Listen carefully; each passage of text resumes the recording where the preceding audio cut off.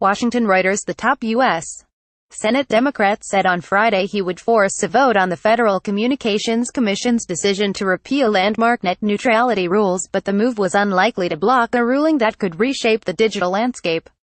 The FCC voted Thursday along party lines to reverse the Obama-era rules barring internet service providers from blocking or throttling internet traffic, or offering paid fast lanes. A group of state attorneys general vowed to sue.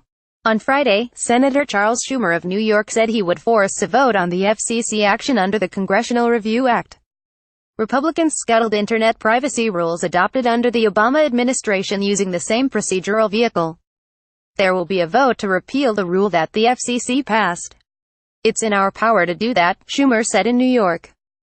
Sometimes we don't like them, when they used it to repeal some of the pro-environmental regulations, but now we can use the CRA to our benefit and we intend to.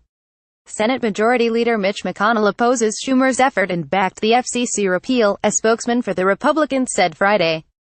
A reversal of Thursday's FCC vote would need the approval of the Senate, U.S. House and President Donald Trump.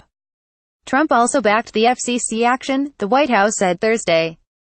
File photo fiber optic cables carrying internet providers are seen running into a server room at Intergate, Manhattan, a data center owned and developed by SUBCRIBE Data Center Properties, during a tour of the facility in Lower Manhattan, in New York, March 20, 2013.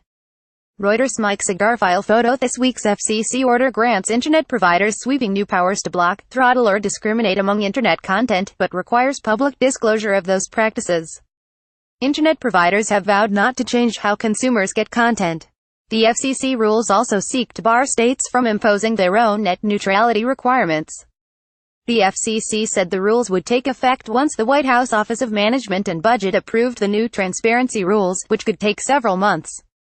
Democrats say net neutrality is essential to protect consumers, while Republicans say the rules hindered investment by providers and were not needed.